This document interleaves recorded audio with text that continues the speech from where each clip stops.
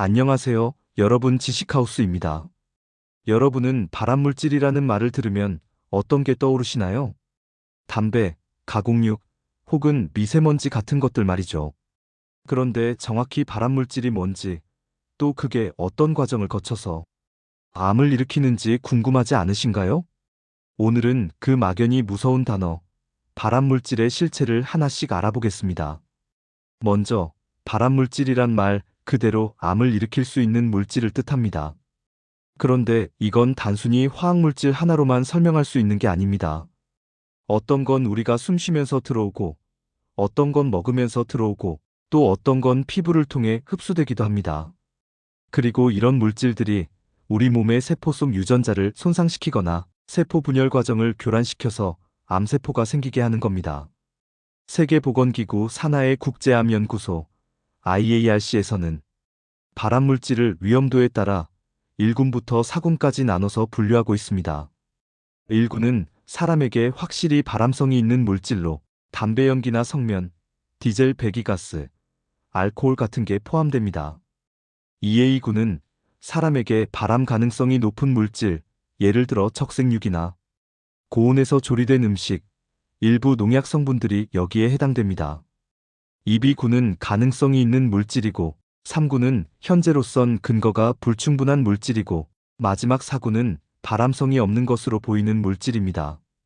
이렇게 분류하지만 사실 과학은 계속 업데이트되고 있어서 안전하다고 생각했던 물질이 나중에 새롭게 위험군으로 올라오는 경우도 많습니다.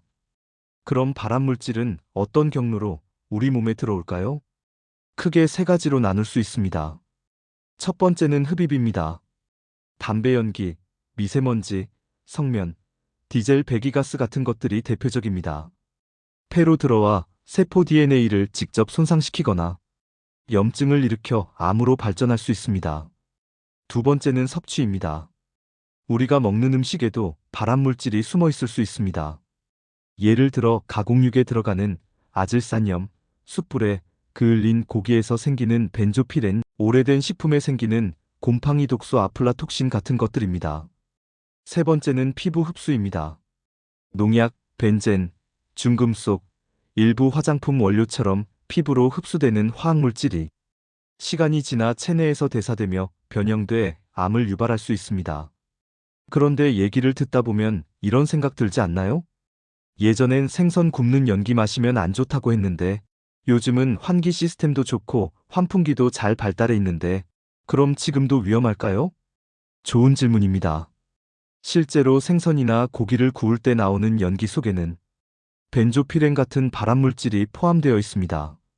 하지만 과거보다 조리 환경이 좋아졌고 환기 시스템이 좋아지면서 그 위험도는 훨씬 줄어든 게 사실입니다.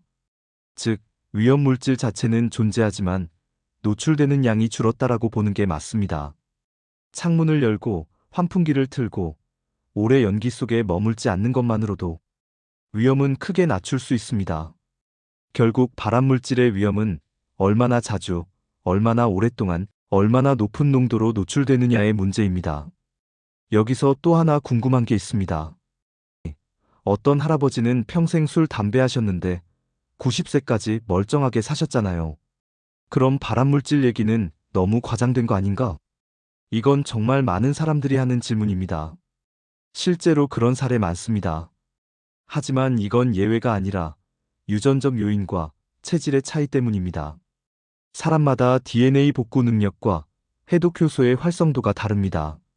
즉, 같은 독소를 받아도 어떤 사람은 빠르게 해독하고 어떤 사람은 손상이 누적되는 겁니다. 게다가 어떤 사람은 세포가 손상돼도 면역 체계가 잘 작동해 암세포를 없애지만 어떤 사람은 그렇지 못합니다. 그래서 평생 담배를 피워도 건강한 사람도 있고 반대로 술 한 방울, 담배 한 모금에도 병이 생기는 사람도 있는 겁니다.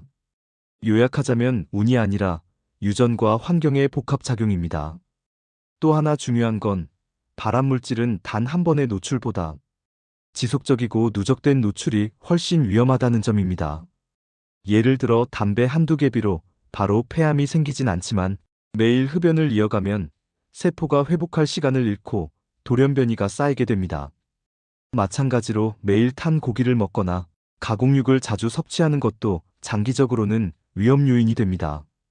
요즘엔 새로운 발암 의심 물질들도 계속 등장하고 있습니다.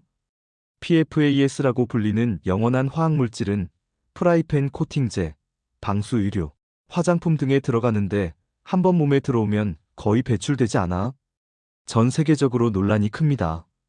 또 미세 플라스틱도 인체 내에서 염증과 세포 손상을 일으킨다는 연구가 이어지고 있습니다. 전자담배의 액상 성분, 염색약, 손소독제의 일부 화합물 등도 지속적으로 조사 중입니다. 흥미로운 건 현대인은 오히려 위생적이고 깨끗한 환경 덕분에 새로운 종류의 위험에 노출되고 있다는 점입니다.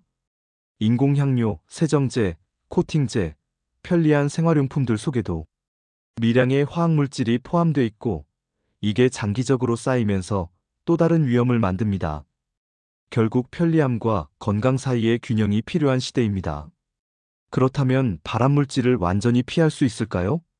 솔직히 불가능합니다. 현대 사회는 이미 수많은 화학물질 속에 살아가고 있으니까요. 하지만 노출을 줄이는 습관은 분명히 효과가 있습니다. 음식은 너무 태우지 말고 가공육 섭취를 줄이고 술과 담배는 멀리하는 게 기본입니다. 집에서는 환기를 자주 시켜 실내 먼지와 가스 성분을 줄여주고 장시간 햇빛 아래 있을 땐 자외선 차단제를 꼭 바르세요. 이런 작은 습관들이 쌓여서 몸의 방어력을 유지해줍니다. 그리고 기억해야 할 게 하나 더 있습니다. 발암물질의 영향은 바로 나타나지 않습니다. 노출 후 암이 생기기까지 수년 때로는 수십 년이 걸릴 수 있습니다. 그래서 괜찮겠지라고 생각하는 동안에도 몸속에 변화가 진행될 수 있다는 겁니다.